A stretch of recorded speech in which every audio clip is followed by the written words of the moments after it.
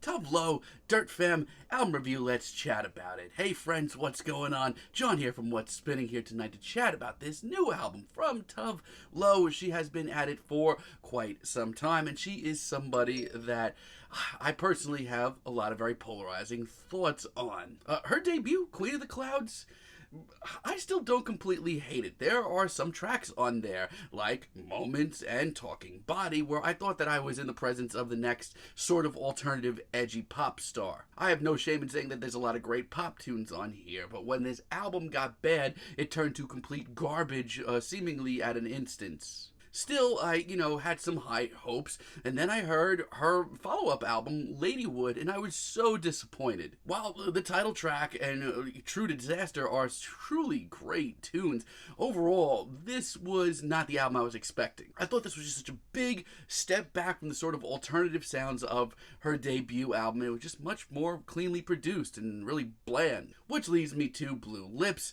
Ladywood Part 2, which, once again, when it was good, it was good. Romantics, Stranger, Shivering Gold. These were tracks that I actually really enjoyed. But the rest of this album was so bad, I considered it to be some of her worst material, and I named it one of my least favorite albums of the year. And I didn't think it could get any worse, but 2019 Sunshine Kitty came along. I took one listen to it, and yeah, it's even worse. Which leads me to this new album, which I did not have any hopes for, especially with the trajectory that she's been on. However, I was really excited to say that I thought some of the singles leading up to this album were pretty decent. And you know what?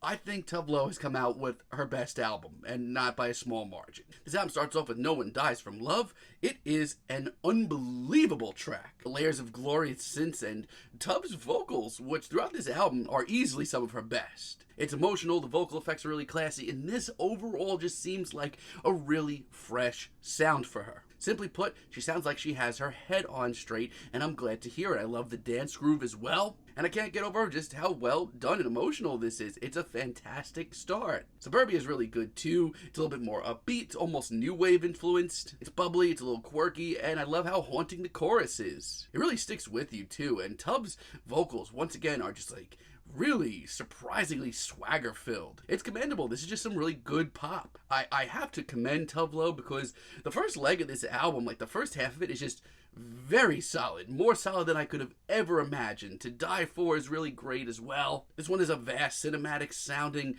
sort of 90s jam, and it's done really well. Tove Lo sounds surprisingly enigmatic in between the swirling synths of this track. It's got some serious grooves, and once again, the swagger here, yes please. On the other hand, True Romance is a stripped down, incredible ballad that I did not know that she had in her. I mean, Tove Lo's vocals have never been bad, but they've never been on display as much as they have been on this album. And truthfully, the performance here is ridiculous. The size of her vocals, the passion on display is ridiculous. It's amazing what she could do when she gets a little focused. I also really like Grapefruit. A lot of these singles, man, they pop pretty hard. I love the intense beat that we get here, the big hook, and once again how vulnerable the lyrics are to this track. It's just pop gold that just comes off really focused, and I love that. Now, this album is not perfect. I was not expecting that. There are some blemishes here. I don't think Cute and Cruel featuring First Aid Kit is very good at all. This is just a little awkward and not what I expected. It's sort of a pop rock,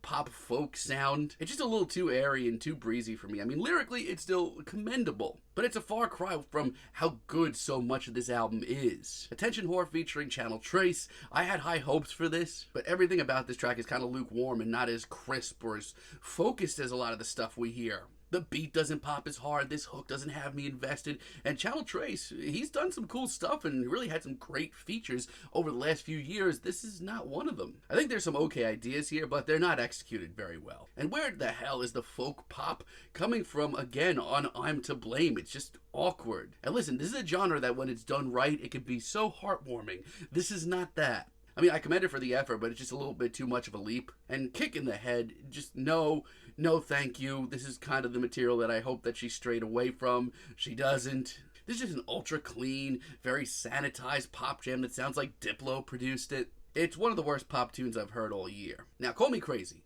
This album isn't groundbreaking. This album isn't anything wildly new in modern pop.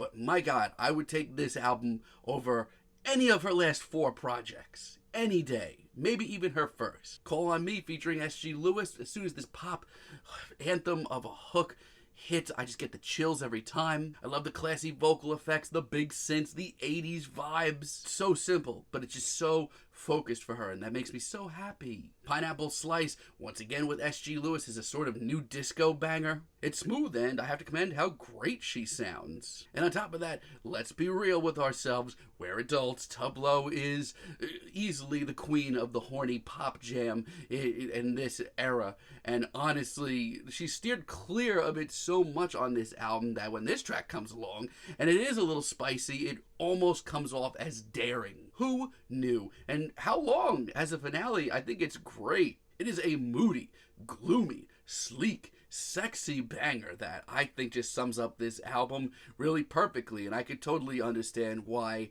it was used on one of the seasons of Euphoria. I haven't watched it. I lived through Degrassi. I'm fine, thank you. But yeah, all kidding aside, I think Tove Lo has gotten herself so focused on this album, that alone is commendable. I mean, she was putting out so much garbage for so long, and the quality of the songwriting, the performances, the production on this album is overwhelmingly good. I mean, yeah, like I said, when this album is bad, it freaking sucks. There's some really awkward left turns, but I think she just came out with her best album.